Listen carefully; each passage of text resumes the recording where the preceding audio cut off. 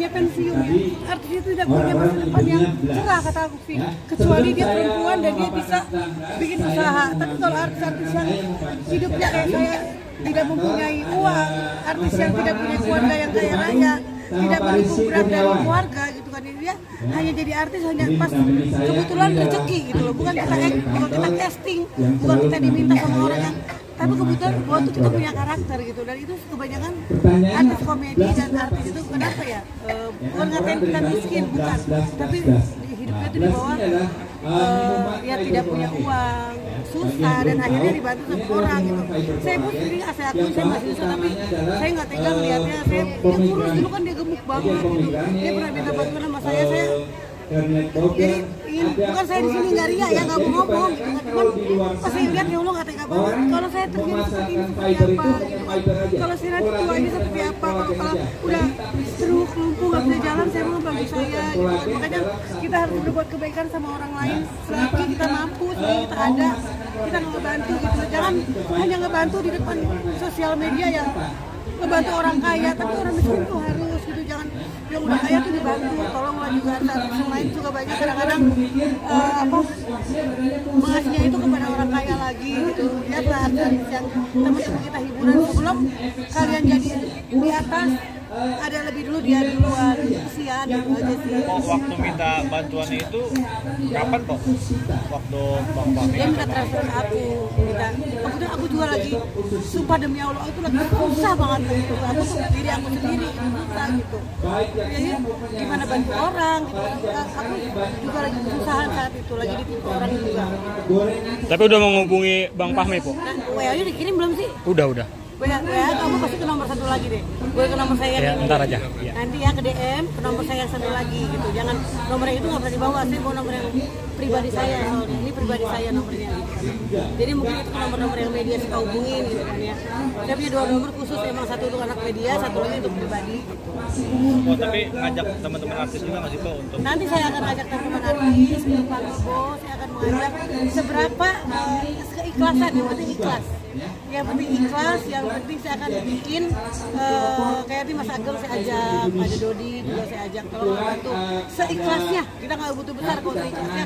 Dia sekarang ditinggal istrinya ya, tinggal istrinya hanya di kos-kosan. Saya pun masih ngontrak rumahnya, tapi saya sebagai wanita saya mesti bisa jalan, saya mesti bisa gerak, saya mesti bisa nyari uang untuk kemari.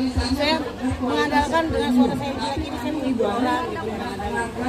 Po sampai nangis kayak gitu emang deket banget ya Po sama Bang Fahmi? Saya pernah syuting sama dia bareng dan saya lihat keadaan dia tuh banyak bukan dia aja tuh yang pamit doang yang bisa seperti ada kesibukan pasti ada sebabnya susah gitu kan. Pernah juga sampai ada job gitu kan. Saya udah usahakan cari job dia gitu kan, tapi kan tergantung dari responnya juga gitu kan, siapa.